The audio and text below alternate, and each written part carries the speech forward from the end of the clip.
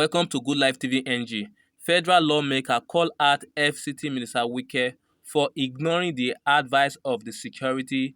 I will let you guys watch the rest of the video and tell me what your thoughts are.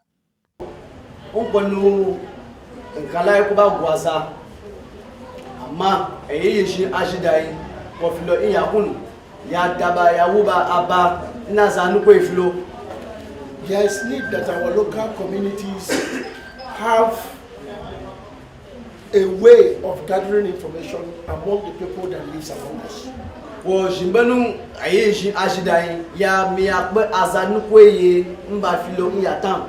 Abuja that we used to know is not the same anymore. And this problem did not start from now.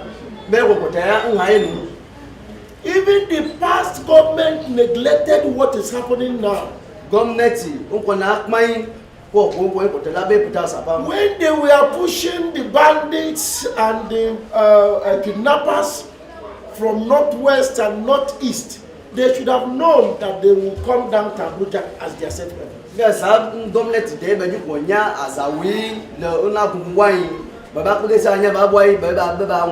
They should have made much provision to guide our border communities. But that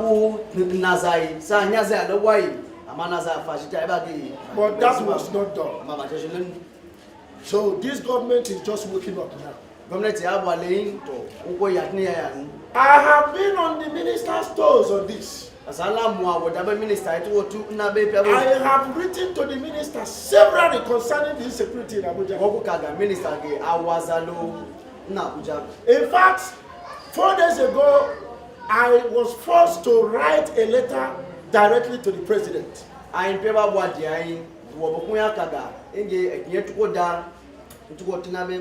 can we be in Abuja, the center of unity, where the seat of power is, and the families are kidnapped? That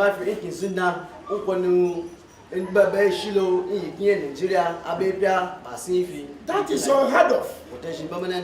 If this can happen here, that means there is nowhere that is safe again in Nigeria. But I am calling on our people. Pay a visit to them. Even if they are not there, I would like to see the place where the incident took place.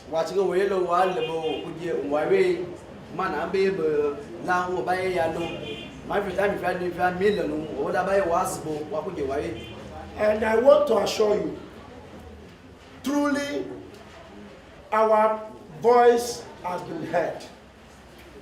The minister, I believe, at this point is on top of this game, because he understands very well that today, if anything happened to any of these diplomats that we have in Abuja here, that is the end. Because you cannot tell any of them again that Abuja is safe. And we will not wait until something happens to them. When it has happened to any of us, it's our own major concern. We will not entrust the life of others. We will not be talking about the life of foreigners, and the life of Nigerians are not guaranteed.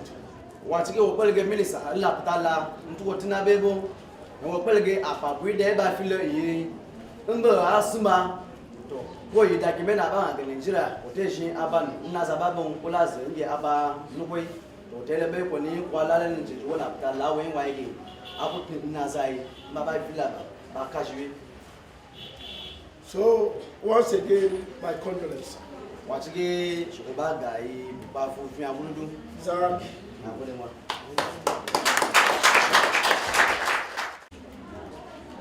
What we have been hearing before, it is on our doorsteps. Because if it happened in this Sagwari layout, automatically it has happened in us. And I want to say, whether you are Gwari, Dagi, you were Tifi, you were Fulani, you are an Igbo man, this thing is affecting us.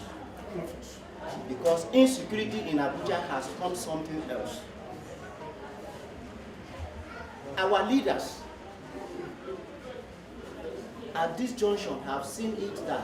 So I'm saying, so that's the road they took back to where they came from. Yes, at that time. Yes, immediately we alert the securities. The response we saw, policemen came around, checked. Even some of the boys around the streets here still took touch to follow them over the hill. We were seeing the footsteps, but there's no weapon. So we don't have weapon to counter with people that hasn't a weapon in their hands. So that's how we left them. Thank you. Thank you.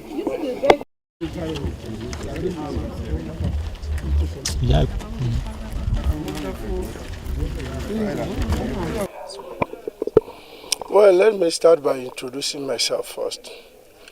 My name is Honorable Joshua Chidedubika. I'm the member representing Amak Buhari Federal Constituency.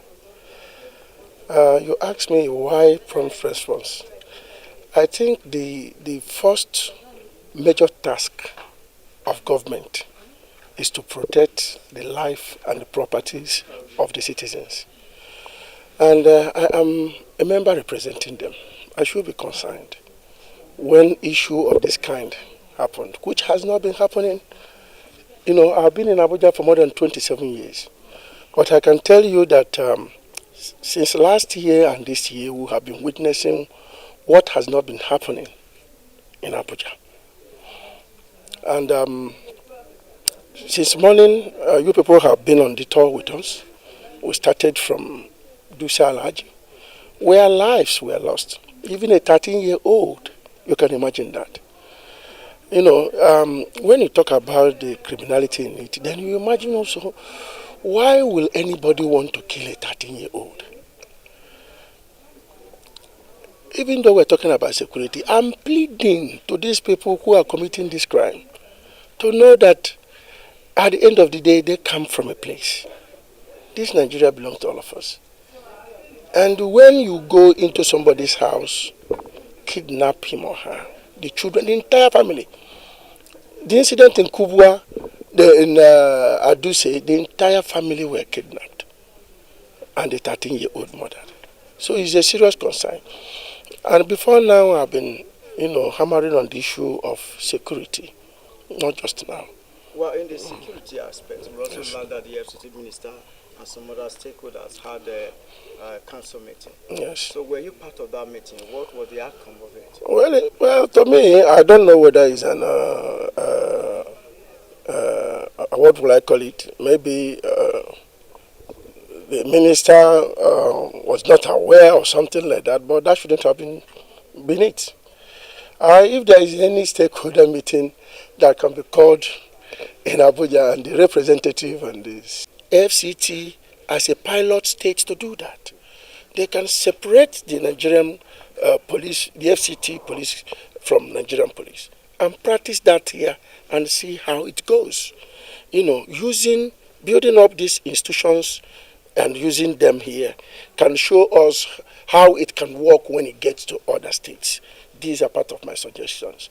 And again, being that the security apparatus in Abuja now is overwhelmed, we can also rely on our community security arrangements.